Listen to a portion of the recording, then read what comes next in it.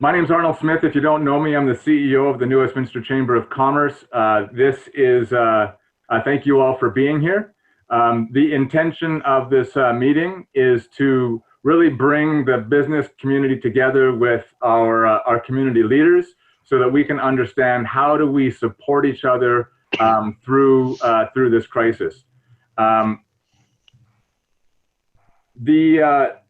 this is a part of a series of events. We had Mayor Cote on last week, and this week we had scheduled Peter Julian.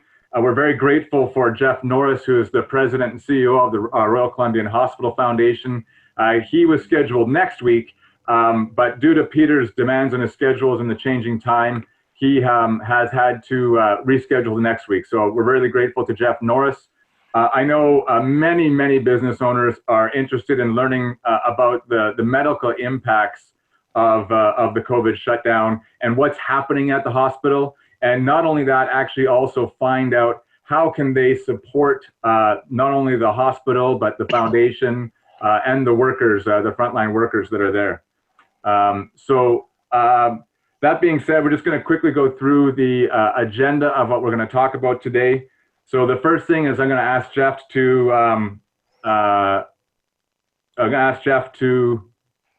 sorry, just changing my screen here. I'm going to ask Jeff to talk about what is the current situation at the Royal Columbian Hospital. What plans do they have in place to address future challenges? What are the needs of the hospital, the foundation, and its workers? And ways the hospital and local business are currently working together, and then how you can help. We'll also have an opportunity to field questions. So if you have a question, what we're going to do is put it in the chat, and I have our operations coordinator, Victoria, and she is going to keep track of those so that we can talk about those at the end.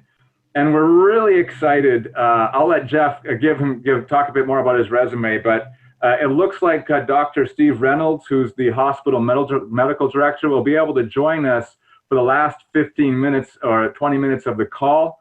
Again, this is last minute, so it's a real scoop to get him. And I'll let Jeff kind of talk about who he is and why his expertise is and why it's so great that he's coming on. So that being said, Jeff, why don't you tell us a little about Dr. Reynolds? And then introduce yourself and maybe just to start into the first question. Sure, absolutely. Thanks, Rnold, for having me on the call, and thanks everyone for joining, and hopefully we can get some questions at the end. As Rnold mentioned, Dr. Steve Reynolds was happy to see if he could come on the call. I think people understand if he doesn't make it on, because he's an incredibly busy individual. He's the site medical director for RCH, and so that basically means he's the leader of the medical staff within the site. But he also carries a number of specialties that really dovetail into the COVID response that we're dealing with right now. His specialty when he went through school was in infectious diseases. He's an ICU physician, and that's obviously where we're seeing a large number of treatment of COVID patients across the world right now. And he's also a very accomplished researcher, and his specialty research work is around mechanical ventilation, particularly the critical ill patients with lung issues. So if you're following any of the details of what's going on with COVID, he's someone who's quite well placed to understand what's happening in the medical environment, and we'll be able to talk a little bit about that. So hopefully he joins us at the end, and if he does, that's a great chance for us to get a bit more of a glimpse into the medical world going on at RCH. As for myself, I think a few of the people I see logging on I've met before, talked to before, but I'm the president and CEO of the Royal Columbian Hospital Foundation. And our role in the foundation is to essentially go out into the community and help connect the community with the needs of the hospital. And typically, most times of the year, that involves going out and doing fundraising work, getting those funds coming in. And we support generally 4 major broad categories. It's usually medical equipment, research, education on our sites, and something we call enhanced patient care. So it's usually equipment items, but it's smaller things that help a patient for a long-term stay. So for instance, like setting up gardens for longer-term mental health patients staying in there. That's not typical typical medical equipment. So of course, these days, as COVID's come in, our organization's pivoted and changed to help support the hospital in some very broad different ways. And some of it is been around the work around collection of personal protection equipment, so PPE that you keep hearing talking about. We'll talk about that, I think, a little later in our conversation as we go in. But a lot of it is been around making sure that we have comfort items for staff to make sure that they know they're well supported in their work, because of course their work and their role has changed during these periods of time. Arnold, do you want to get to your first question? Yeah, can you just let us know what is the current situation at the Royal Columbian Hospital, and yeah, just in general or as specific as you can be? For sure. So I think of course, technology. I've got a dog in the background. He's doing a good job of guarding your house and making sure there's no intruders. Hopefully, you're not in trouble. Yeah, absolutely. I think we're okay. So the situation at the Columbian right now is we're one of 3 hospitals within Fraser Health, and Fraser Health is the largest health authority in the province that's directly responded to COVID. We have 19 hospitals in the province that have been directed to do that, and I don't know. I'm sure everyone's following the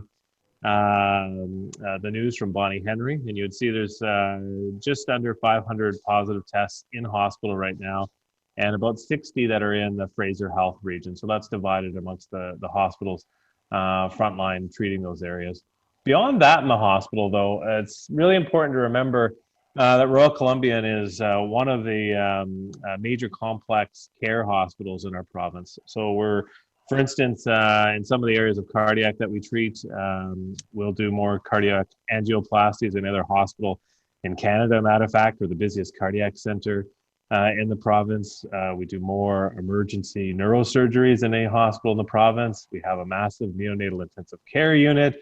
We're one of only 2 level 1 trauma rooms in the province, and I've left out other areas, but it gives you a sense that incredibly busy, incredibly complex care.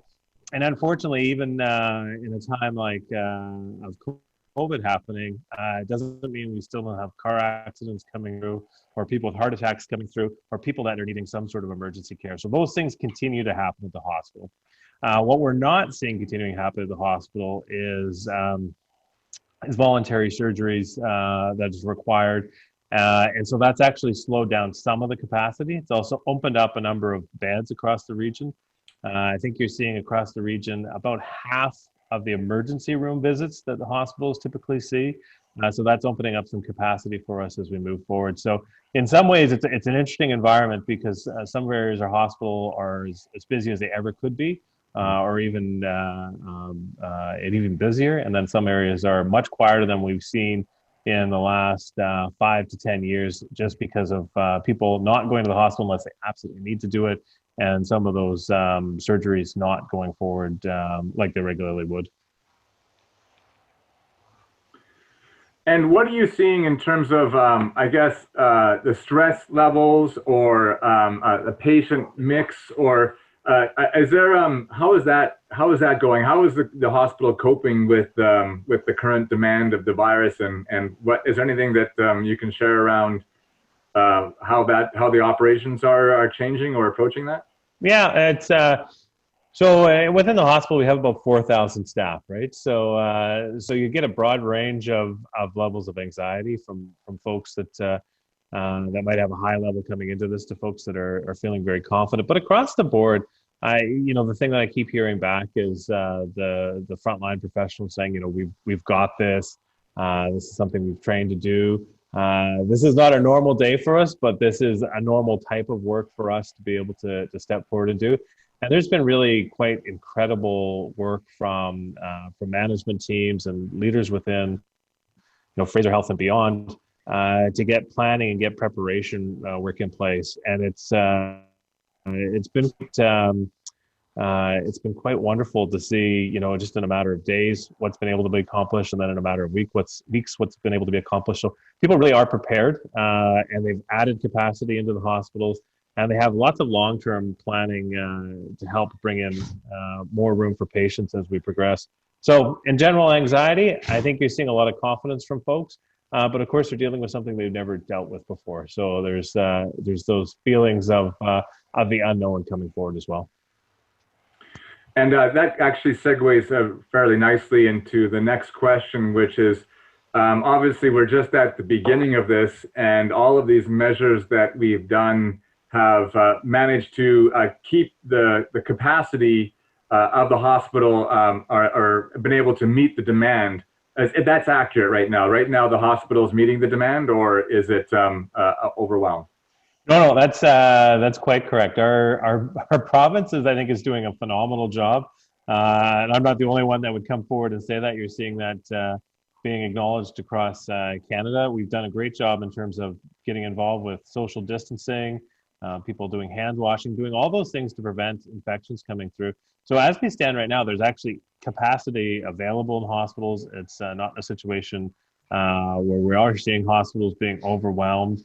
So we're doing all those kinds of things that we really wanted to do at the outset to make sure that those who need some sort of healthcare treatments are able to actually access the hospital system. So kudos to society. I mean, it's I think sometimes we talk about the response to this by doctors and by medical folks, but the reality is that the best response we can have is collectively through everybody doing the right thing. So it's wonderful that we're actually seeing that in our province, and we're seeing the tangible effects when we look at the numbers.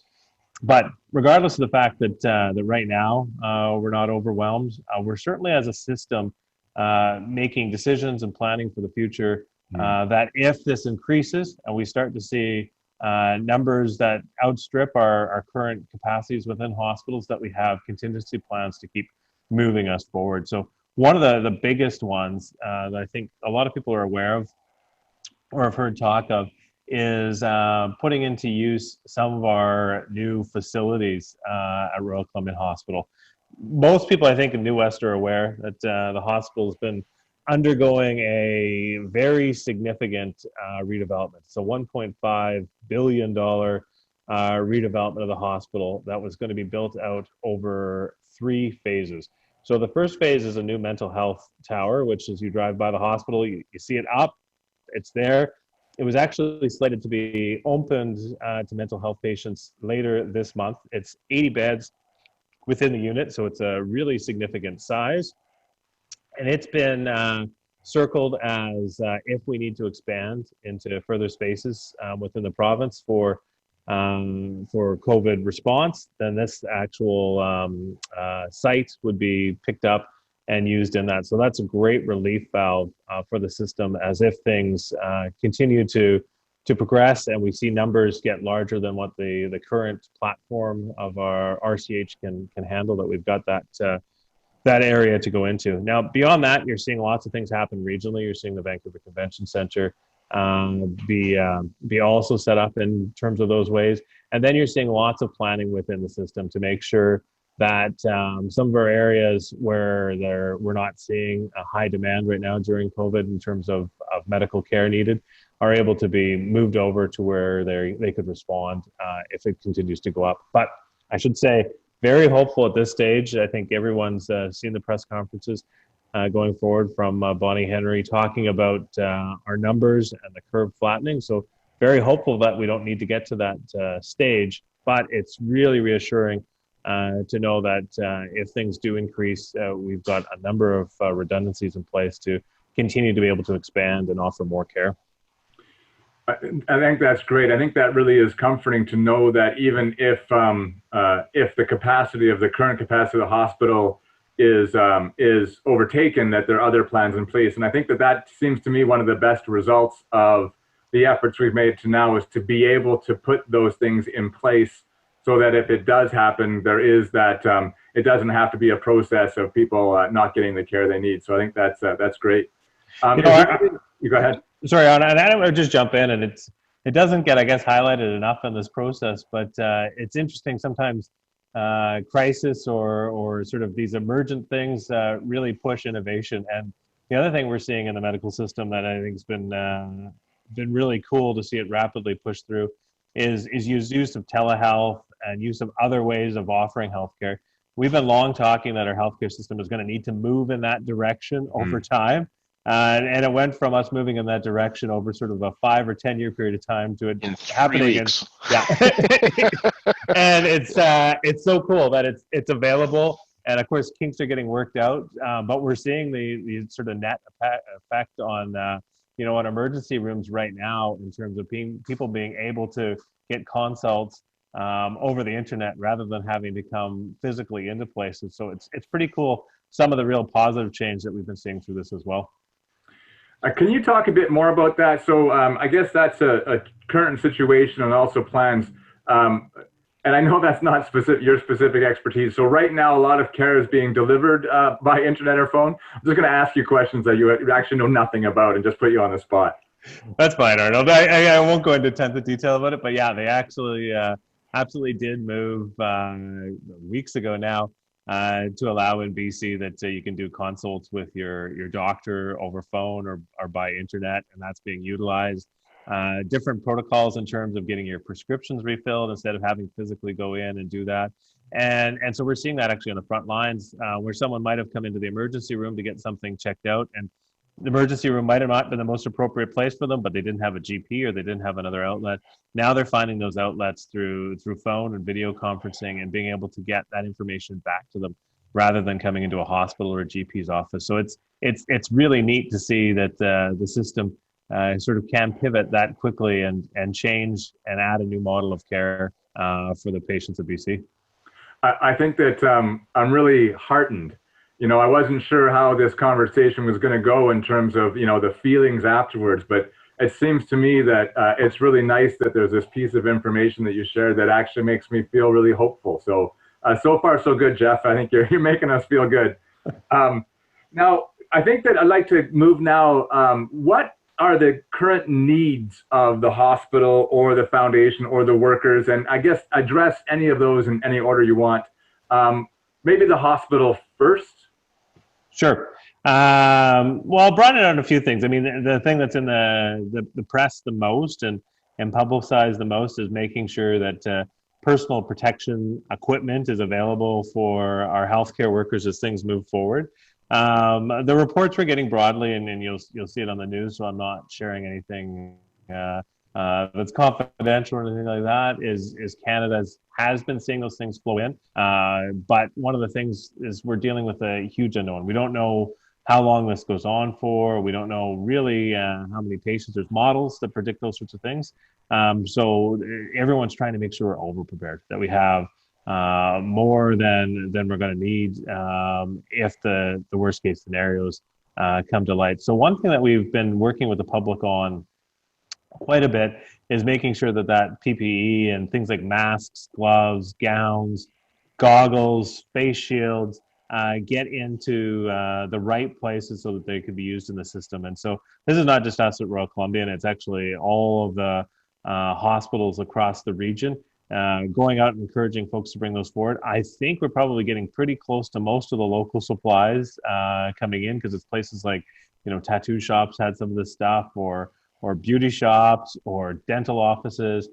And so we've collected it and we put it into a central warehouse here in the Lower Mainland, and then it makes sure it gets out to everybody across the region. So it's not just an RCH specific issue that we deal with. So huge thank you for folks that have been involved with that so far and getting that through. And then we're also seeing some of those personal protection pieces where companies are retooling or even individuals are retooling to be able to supply that in some sort of more shop-made fashion or homemade fashion. So one good example about that is like the visors that people are wearing on their heads. There's 3D printing companies really involved with that, and they're working through different prototypes. And so I would encourage, if there's folks with those sorts of things out there, or even ideas of how they can repurpose something that their companies were doing to help on that personal protection side of things, feel free to reach out to me. You can find me very easily on our rchfoundation.com website, and it's got all the information of how to get those things in there. And then we work back and forth with folks from the provincial health services and Fraser Health and within the hospital to make sure that we're finding the right fit for where those things can go and making sure that they pass all those sorts of safety inspections. So that's first and foremost. That's one of the things that we've been doing a lot of work around, making sure those get into the system and our frontline workers have it. But then beyond that, we get into things that are a bit more about making sure that folks are supported as we go forward. So unfortunately, and I think we're all facing this. When someone comes to work a shift in the hospital, there's not a lot of places for them to go outside the hospital anymore. Restaurants are closed down. There aren't those sorts of things to go for anymore, and they might be working extended shifts and long shifts. So one of the things that we've been very involved with, and we will be, and we're making plans for the duration of how long this lasts, is to make sure we're bringing in prepared meals for staff within the hospital. And that takes a few different formats, but one of the big baselines is that it has to come out of a restaurant with a food safe kitchen. So we get some wonderful offers from sort of individuals coming forward and saying they'd like to, make casseroles in their kitchen and bring those sorts of things forward. And those are wonderful offers and really appreciate them. But obviously, just for health reasons, it has to come from restaurants that have already been credentialed and gone through all their food safe preparation. Have to be packaged individually for folks, and that makes a lot of sense in terms of spreading around infection, all those sorts of things. And then we look for folks that we can work with on an ongoing basis. And I will note this, that it comes up a little bit later in terms of how we can work with businesses and how we can be involved with them. A lot of restaurants right now have donated meals coming forward for a variety of reasons. They might have their regular ordering coming through and they're seeing their rates coming down. But other restaurants, as we work more long-term, we're always happy to work with them and figure out some sort of partnership where we can cover costs and do those sorts of things to bring it forward. So that's one huge one that's been really important as going forward. The other one you're seeing on the news a little bit and talked about is we're partnering with a bunch of hotels and various places where folks can stay. So if we have medical staff that may have just been in the hospital for a shift that was extended or too long, and it's probably not safe for them to be driving home. They might live far from the hospital. Then we make available these accommodations for them. Or if for some reason they're isolating from their family because of the work they're doing, again, we make these accommodations available for them. Fortunately, we haven't seen a lot of need for it early on in the work going on, but over the long term, we want to make sure that's something available to them as we go forward. And then we get into sort of much broader categories, and it's a neat conversation to have with the business community out there. Is there is an aspect of this, and we're finding sort of little different niches that we wouldn't have thought of earlier or didn't know about, where folks are coming forward and saying, here's something that we can offer, or here's something that might be of use in this response. And we're having a look and we're finding, that makes a lot of sense. Let's figure out how we can bring that into the system. And not just, when I say system, and I'm speaking broadly, but one thing is really wonderful about this response is I represent Royal Columbian Hospital Foundation, which traditionally my job is just to make sure Royal Columbian Hospital is taken care of. But as we get into this, we're working with a whole network of all the hospitals and all the folks that would be my counterparts. And if one is getting more of something than they need, we're sharing that with other sites, because the reality is if a hospital down the street can't deal with this, all those patients are coming over to Royal Columbian. So we have to make sure system-wide we're sharing information and doing our best work there. So those are some examples of what we're working with and how we're working with the community a bit more of a broader way on this response. I believe that Inn at the Key locally is one of those hotels who have stepped up to offer their rooms. Is that right? Yeah, absolutely. And so the placement of it is really useful as well when I talk about this idea of being able to go back and forth to the hospital on a very quickly and very easily. So we appreciate their assistance, and we've seen a ton of local restaurants stepping up and being involved, restaurants, bakeries, and the like. The other thing I'll mention too, in terms of community folks, is we're seeing different groups come together and do fundraisers and funding some of these things to come forward, which is great. So we can go back and purchase. Or when I talk about these different community groups that might have wanted to offer sort of home cooked meals, what they're doing instead is actually going out and collecting prepackaged items. We actually had a great delivery. It was super warmly received. Someone who bought out a whole bunch of Girl Guide cookies, and it was delivered around the hospital. And it was reaffirmed for me how popular Girl Guide cookies actually are. So it was very cool. people loved seeing it come through. And you got to imagine everyone's on this front lines of this response within the hospital. And I talked about anxiety being sort of in all different places around 4,000 staff. But it's certainly been really cool for me to be able to go into the hospital and be involved with getting some of these things out to staff, because we're getting some really, really heartfelt thank yous from folks, because it's been really meaningful for them. And it's a really cool, tangible way for them to see that the community's behind them. So happy to work with any business that wants to come forward and participate in those kinds of ways or other inventive ways that they might have. I also know, I guess, on the foundation website, there's a place that the public can leave messages for the frontline workers, and that's displayed on TVs throughout the hospital. Is that right? Yeah, that's correct. So, and again, it's a really neat way just to send a good morale message into frontline staff out there. And we're seeing not just messages come through, but there's opportunities for people to send through and put in video or audio messages as well, and then we circulate those around the hospital. So those have been really neat pieces for folks to see, for sure. Oh, that's very cool. I love that idea of how this community can contribute. You've given a couple of ideas like fundraisers or dropping off kind of packaged goods. Is there any other examples of kind of creative ways that businesses have approached you in terms of supporting either the hospital or the staff? Yeah, so so other neat ones is we've had the taxi company partner with us to give people rides home coming through. We had a shoe company come forward and wanting to do giveaways of shoes for staff that are running around on their feet all day long.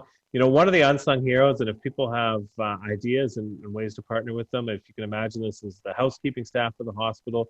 We don't really talk enough about that when we're talking about this response, but they really are on the front lines right now out there, disinfecting the hospital all over the place. And so we've had groups come forward and have a variety of gifts for them going forward. So they got chocolates one day, which was pretty straightforward and pretty simple, but people are really appreciating to know folks are out there.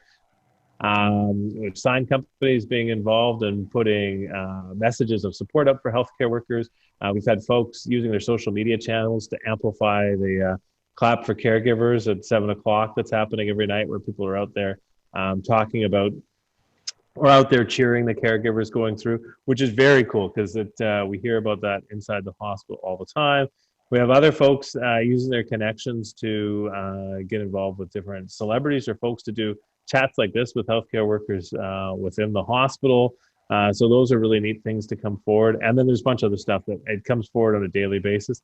Literally, we're seeing dozens and dozens of emails come through, and then we work with those folks to make sure it gets through. But yeah, lots of neat ways that businesses can be involved. The other thing I'll mention too, and this is where it can be very much a two-way street, is we have a number of businesses coming forward and saying, we're not going to donate something because we're just not in a financial position to do it. It's a challenging time, but we'd love to support the healthcare workers in some other way. And so they're offering discounts and other kinds of promotions and also the really cool ones. And so those are starting to be compiled and put up our webpage, and then we circulate a highlight of those once a week within the hospital, so folks know that those are out there. And you're seeing healthcare workers, they're really appreciating, their community, and a lot of discussion about, this idea that we want to make sure community businesses survive and thrive. So they are looking for different ways to assist as it goes forward. I think that's great. I think two questions were kind of rolled into one, which is really how can the business community help? And I think you really talked about a bunch of different ways, but is there anything else that you can think of, like what you would like to see happen from the business community perspective?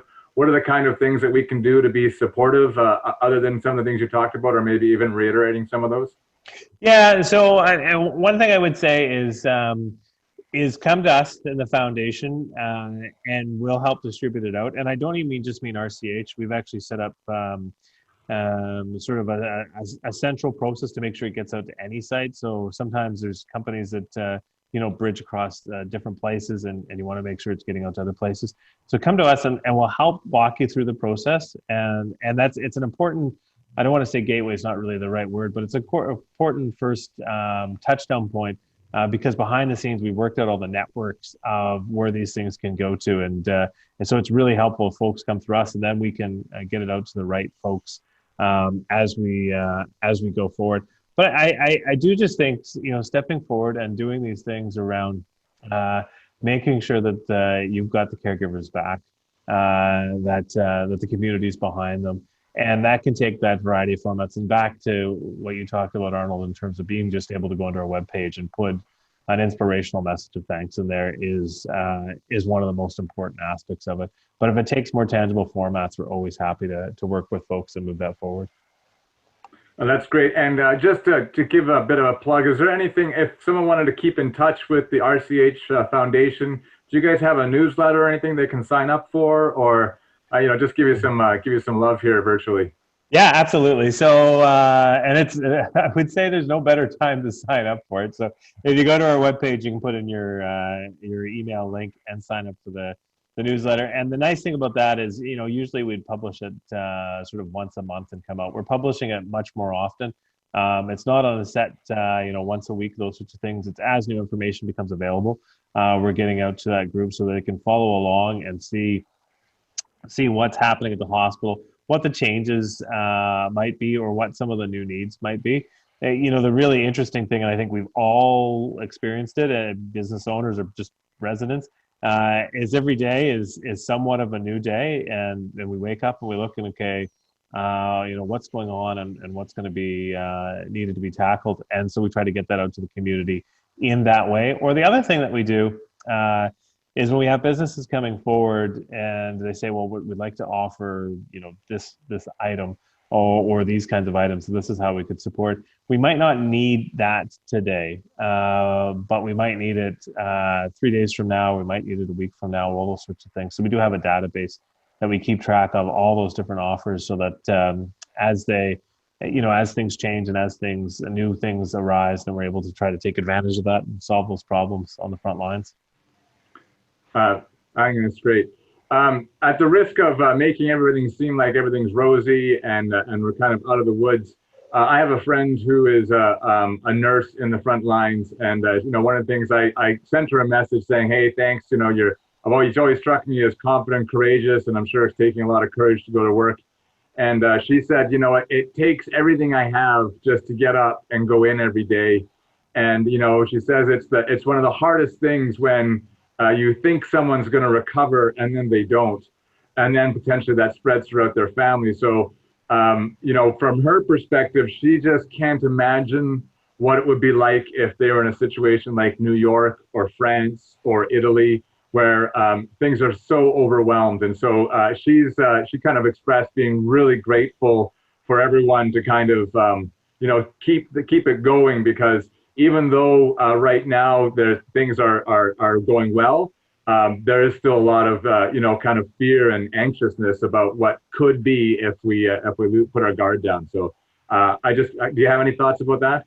Yeah, I think it's a hugely fair comment, Arnold. I mean, and especially at a hospital like RCH, we talk about the response to COVID all the time, but if that starts to overwhelm the system, when a hospital is supposed to be providing care for, we'll see more heart attack victims come in than any other hospital in Canada traditionally on a year. So you want to make sure all your services are available and continue to be provided. And so, when you talk about this idea of flattening the curve, it's not just to make sure that we can treat COVID patients coming through, but it's to make sure that we can treat all the patients that are turning to the hospital. And Royal Columbian's got a very proud history of being able to do that and being able to do it in a number of specialties. So it's going to be tested over this next period of time like it's never been tested before. But I'm amazed time and time again at the competence and expertise that we have around the hospital and the folks stepping up for it. But the situation we're going into is potentially very challenging and really going to push lots of people to their limits. So I'm very proud that, for us as an organization, the foundation, we've been able to find a direct way to link into that impact. But we only find our direct way to link into the frontline impact thanks to folks out in the community, whether it be businesses or individuals coming to the table and supporting. And those take so many different formats than they have traditionally. So I really encourage everyone on this call, if you're interested in being involved, let us know, and we can have really direct conversations about what that looks like, because it looks different in so many cases. I think that's great, Jeff. I just want to go. I think that we have a small enough group, and I'm kind of. I want to make sure that we're still having some time in case Dr. Reynolds can actually join us, which I think he's scheduled in about 5 minutes or so, if he can make it.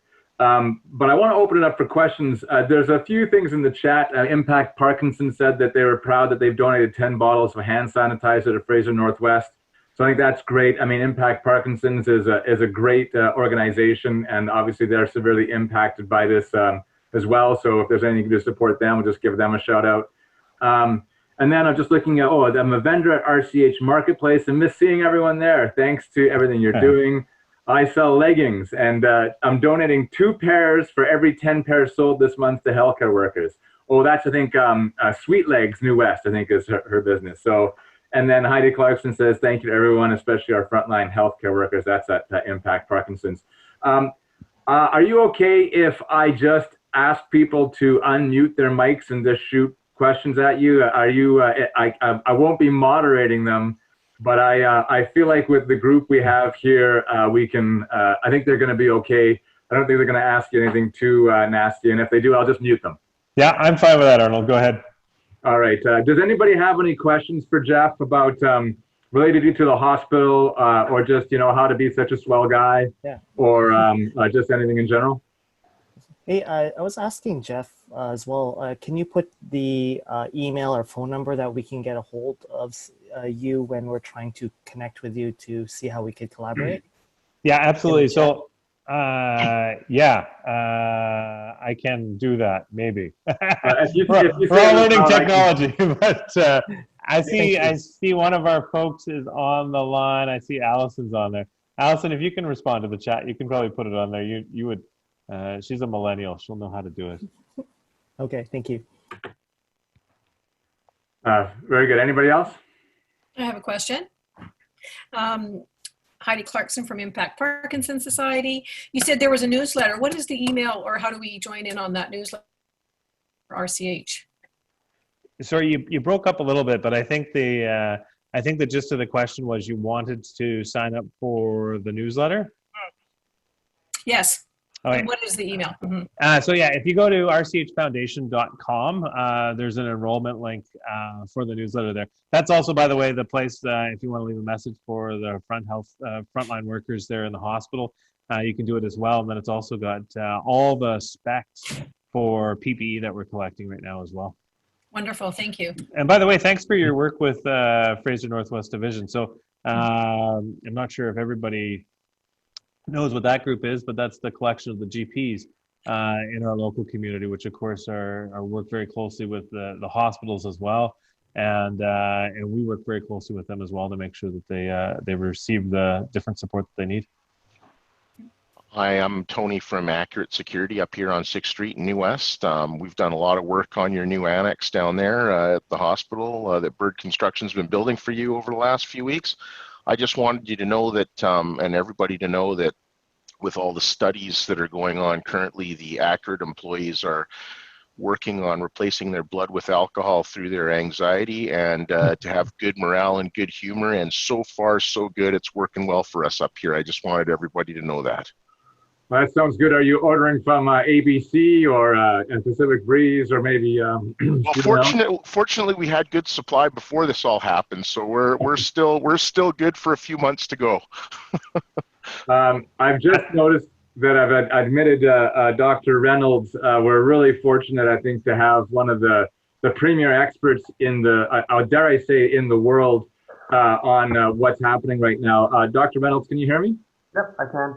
Thank you for that, but I think that the folks over in Italy and UK and stuff, they're doing the lion's share of this. They're really riding the tsunami. Once again, thank you for joining us on such short notice. I think it's really comforting for people to be able to talk to some of the people who are right on the front lines of this effort, and just have that social interaction. So I think that's super important. So thank you very much for taking the time. Is there something? Is there an update in terms of medically, or for you? Is there something, a message that you would like people to know or to talk about from your perspective?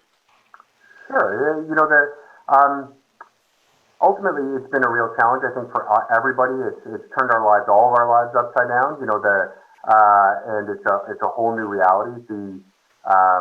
I know that we have pivoted a massive institution to be able to deal with this in a really short order. There's been tons of work, but the flip side is to recognize that, you know, this is, somebody called it like the Super Bowl for healthcare workers, right? Like, this is something that we're built for, we're made for, that we're leaning in. The support of our community is pretty amazing. I can tell you, when you're working 16-hour days, or if you're heading into, you know, putting the full get up on, and like, I can tell you personally, the 7 o'clock call, the first time I heard it, I got a bit choked up, to be honest. It's you know that the community is behind you, and you know that we're all in this together. And so, you know, I've seen some really remarkable commitment and leadership from folks, and I can tell you that our community is really focused around, like, it's really one of my colleagues, one of my buddies, actually gave an interview. He's an intensivist in Edmonton, and he said that it gave a renewed focus and vision, and it really does, right? Like, it's a real challenge, but by the same token, we know we're making a difference, and it makes it really really helps us to recover and to be able to keep on going when we see our community behind us. So it's sort of a privilege to be able to deal with this at this stage and to be able to step forward. Thanks, Dr. Reynolds. And just, Dr. Reynolds, just want to say, obviously, this is Dr. Steve Reynolds. You're the medical director for the Royal Columbian Hospital. Can you tell us a bit about kind of what your role is and some of your responsibilities, and then we hopefully can open it up for some questions from the community. Sure. Yeah, I serve a few different roles. So the site medical director is sort of it's like the chief of staff. So I'm the lead physician for the hospital. Help to manage some of the organizational aspects and operational bits for sure, and to interact with the community. So I jokingly say that I'm like the principal of a primary school. And then so I'm an ICU doctor, so I work on the front lines. I was in the unit 2 weeks ago. I'm in next week. So I'm deeply involved with that. Through my role as the chief of staff, I'm a senior leader in the health organization, so I interact with all the different bits of Fraser Health, getting things to move forward. And then on the other side, I'm a researcher in respiratory physiology. Jeff and the foundation has been amazing to help develop that over the last 5 years and develop the team. And so we're actually going to be pivoting all of a bunch of our work and our expertise to try to help learn more and provide the global literature around this. We have a unique opportunity right now because the curve, you know, as Bonnie Henry has put out, she's a phenomenal leader, by the way, she's done a fantastic job, is pretty good right now. Like, well, I'm not saying let off the gas, but we're definitely not seeing what's happening in New York. We're definitely not seeing even what's happening in Quebec or Ontario. And it gives us an opportunity to, one, deploy our resources to study stuff and understand it better. Before when our system is not overwhelmed and we're not working, like, we're working really hard, but again, we're not at the stage where New York is at. So this does give us a chance to be able to do stuff like that and look at what's going on. So those are the three sort of roles I play. Oh, wow. That seems really easy. I'm not. Can you give a sense of sort of both the seriousness of the cases that you see, obviously, in ICU, and maybe, I guess, like, what are some ways that you're treating the virus as you see it? Like, what kind of things can we do if one of our loved ones has it, or do you have any kind of tips around that? Sure. So the first thing to say is the vast majority of folks that get this virus are okay. You know, that it's we even know that there's a fair amount of asymptomatic folks out there when we look at the data that's coming out of Iceland, who tested essentially their whole population. So the first thing to say is most people are fine, okay?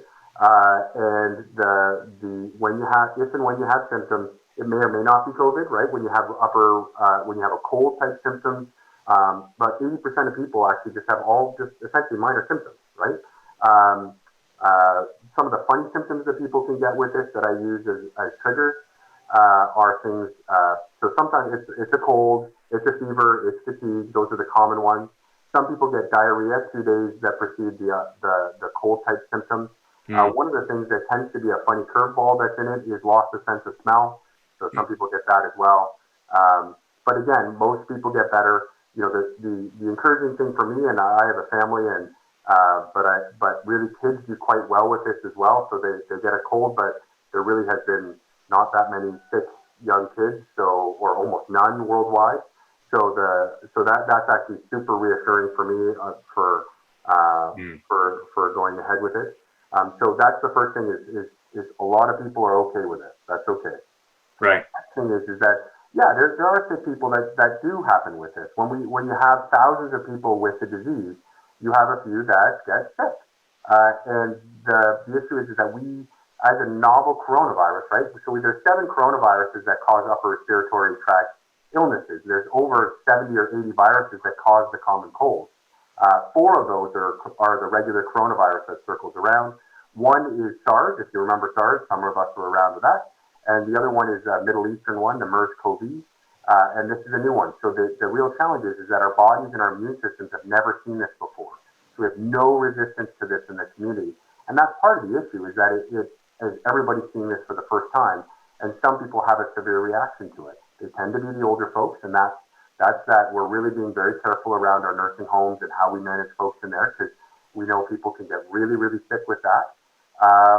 But again, when you have that many in the community, you're going to have occasional folks that get sick. The thing to put out there is that you know that yeah, it's not everybody getting infected, and it's only a small minority that gets sick. But even that small minority, when you have a large population, then that tends to overload our system. Does that answer your question? Yeah, no, I think that's great. Dr. Steve, now typically I would moderate questions, but because it's a small group who, pretty a tight-knit community here, are you okay if I just open up the mic for any questions that they might throw at you? I can't guarantee there won't be any curveballs. I'm all good with curveballs. I like curveballs. Okay, great. Is there anybody on the meeting today who would like to ask Dr. Reynolds a question?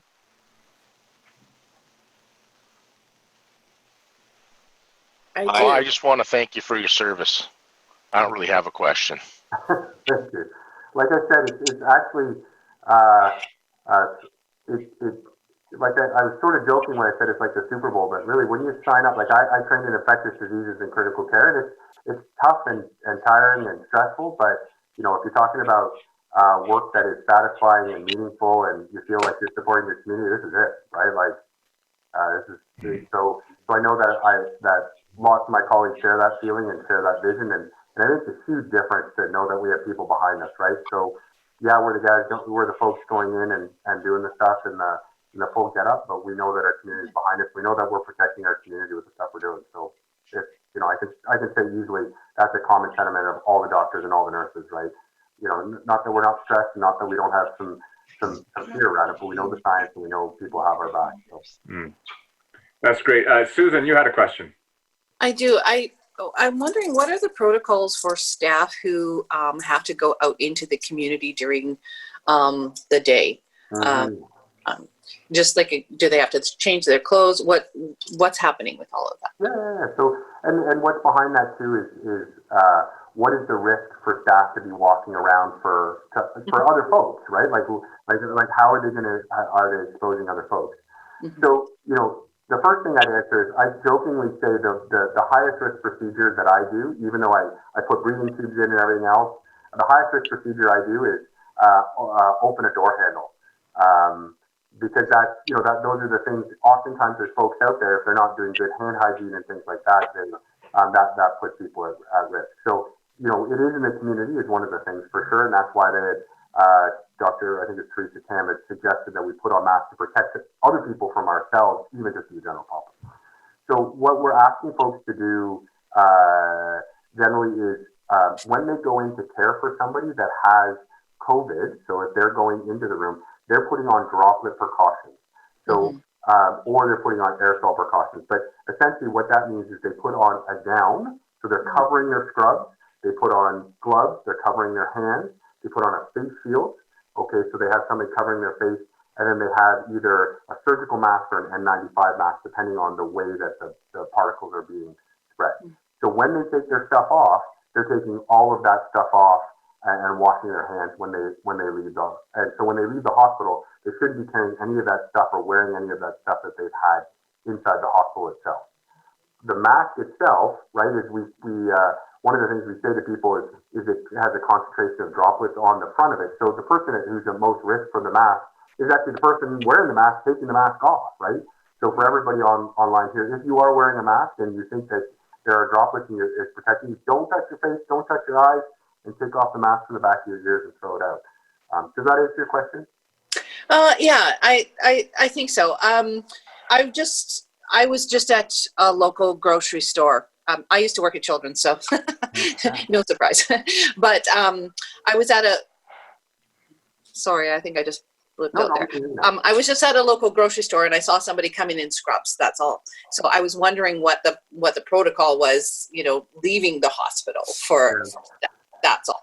It's a good question. What I'll do is I'll bring back to my my head of infection control folks around that question about how we should be leaving.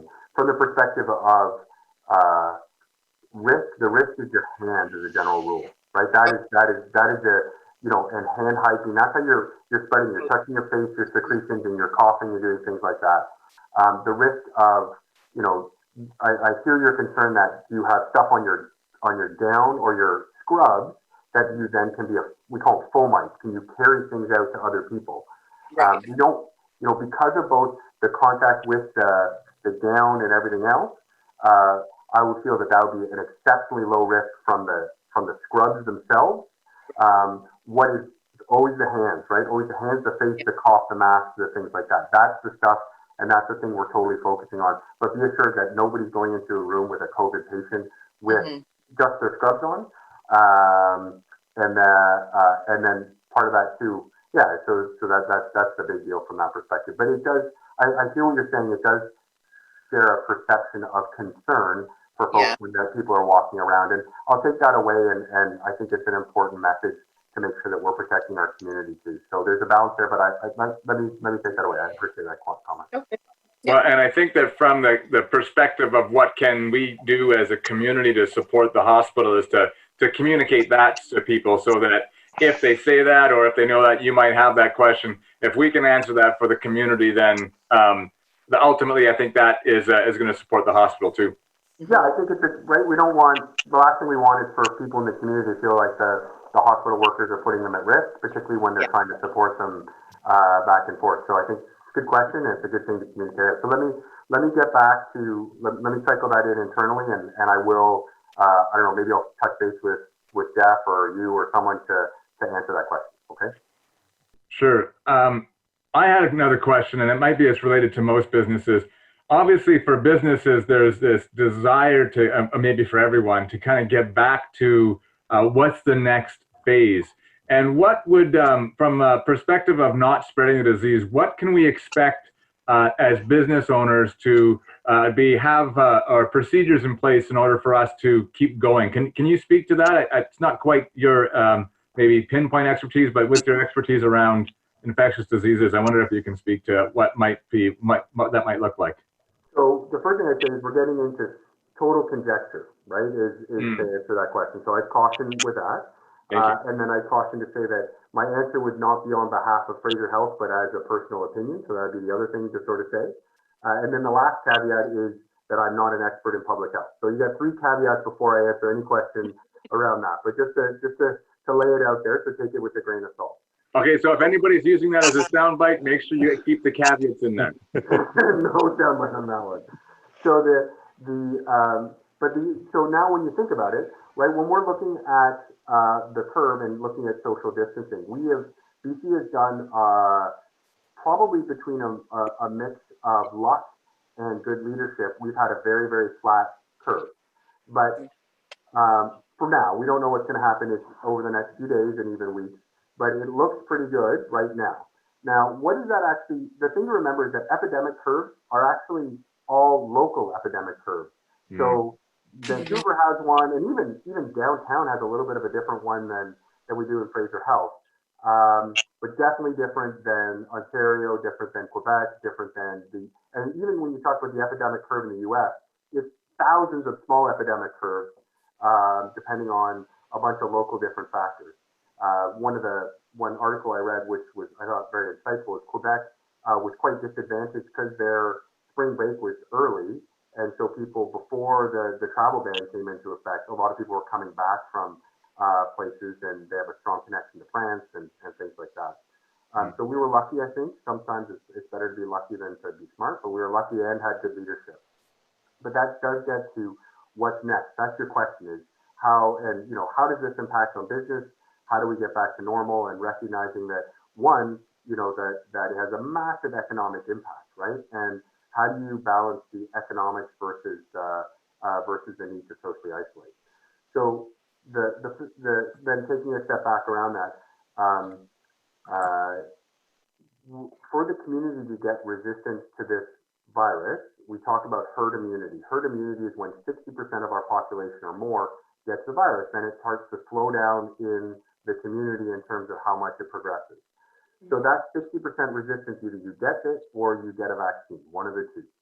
When we flatten our curve, the great news is that our healthcare system can manage with the influx of patients. And that's where we are right now. We've pivoted, we've changed, we're working really hard, but we can deal with everything that's coming through. Now, but what that means is fewer people actually get the disease. So in systems like, in places like New York, where it's just a massive amount of infection, it's really quite challenging for the healthcare system to provide care for these folks, and everything is different. But that being said, a lot of people are getting the disease very quickly, right? And so you can imagine we flatten the curve, it's going to take a long time for folks to actually, for our population to get this. We don't understand how fast that's going to be because we truly don't understand how many people are asymptomatic with it, that they get it, they clear it, it's no problem for them. But there may be a fair amount of those people out there. So then in terms of how going forward, that's really the decision at the provincial and the federal level. But there were some indications that it will probably be a slow movement towards more normal stuff as we know that our systems and our healthcare system in particular can manage with the influx of patients. What that looks like, I don't know. But I do know that people at the top level are carefully looking at, we need our economy to work, right? Like we have to have our economy to work. We have to have our supply chain. We have to be able to go forward from this. And what does that look like? We don't,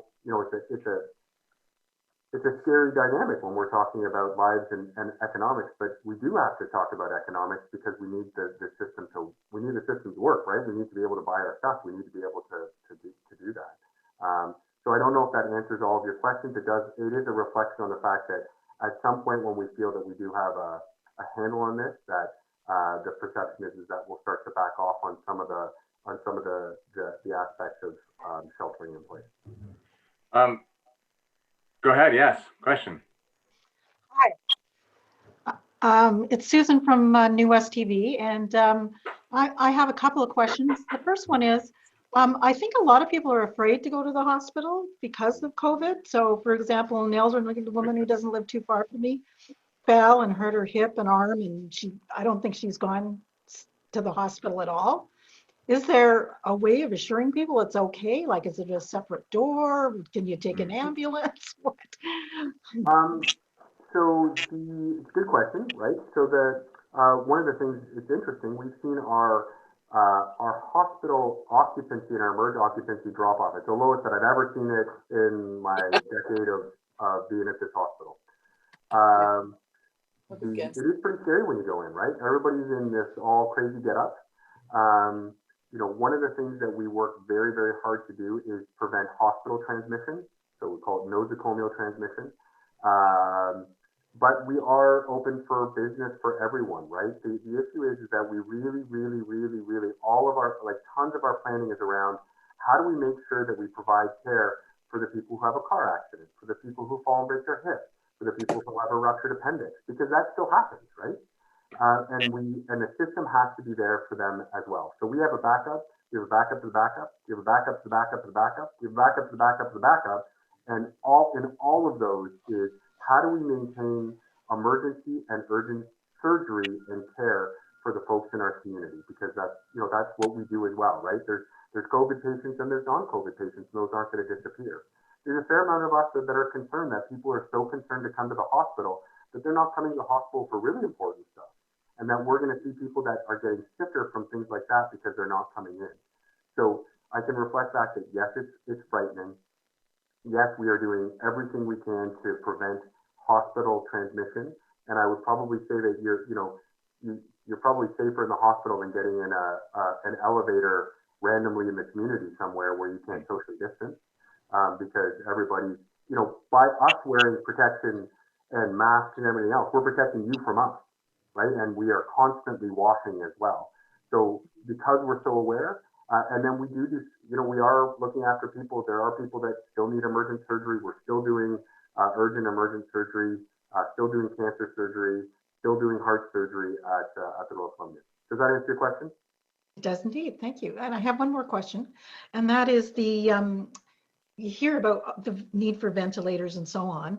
And then you also hear that there's pretty high mortality rate when people are put on ventilators. So that's kind of scary. Is there anything you can say about ventilators, and does some people use them better than others, or like?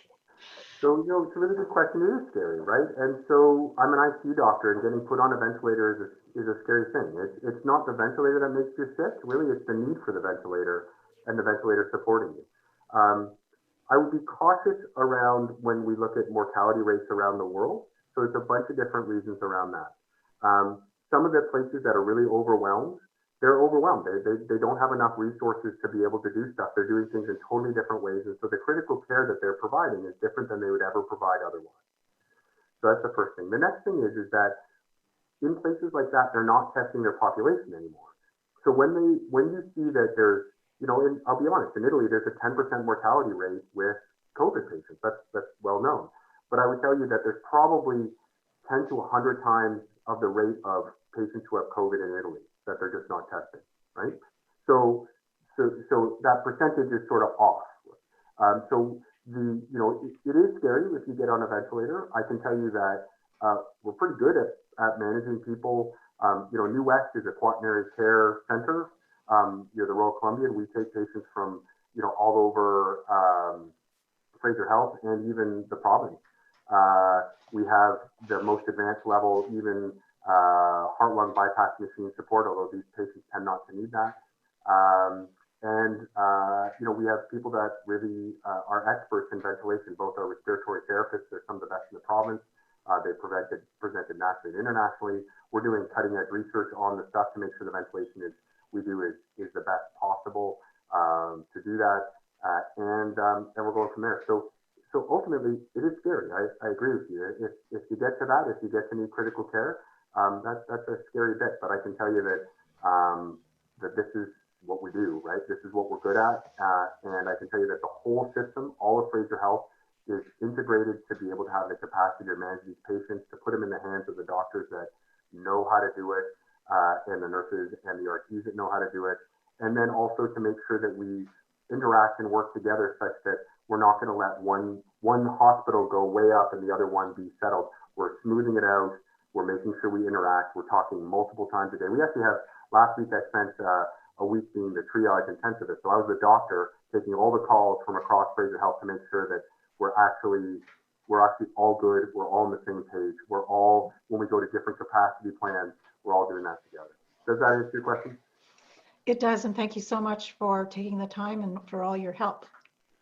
On that note, I really appreciate you taking the time. I apologize, we've gone a bit over time, and Jeff, I'm sorry that Dr. Reynolds has upstaged you a bit.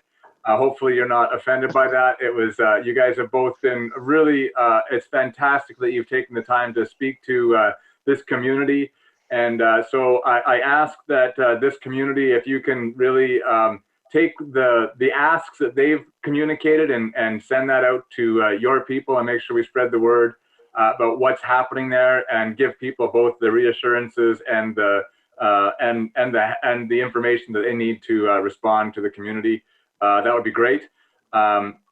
I think we should probably shut it down. I know that both of you have a real demand. Jeff, do you have anything you want to just give us some closing remarks? No, I just actually want to make sure we thank the community for everything they did, and always happy to share the stage with Dr. Reynolds. So thanks, Dr. Reynolds, for stepping forward and helping us out today. I just want to say thanks to the community as well. Like I hope I was saying at the beginning, giving you guys a sense that it makes a huge difference for the frontline folks, right? Is when you're tired and you're frustrated and you know you're scared for yourself or your family. It makes a big difference to know that you have your community behind you and that everybody values the work you're doing. And just also to call Jeff out. Jeff has been has, you know, just so you guys know, he's a leader across the health authority for the CEOs of the foundation. He leads those folks and he steps forward to lead tons of innovative ways that we can protect the healthcare team and to move that forward and to value them. So, you know, he's been pretty amazing as well. So.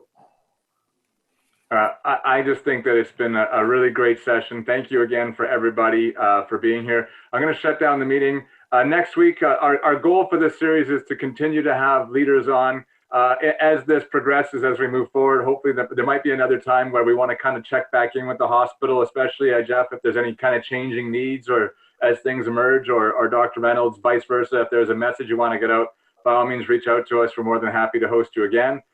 Next week, hopefully Peter Julian will be able to join us. That's my understanding. We're also working to have Judy Darcy come and join us next week. So we'll really be able to touch base with the federal and provincial governments on what we can do to work with them and also what resources they have then, because of course it just changes so often. So thank you again for everybody who's been here. Thank you all for the community for joining us.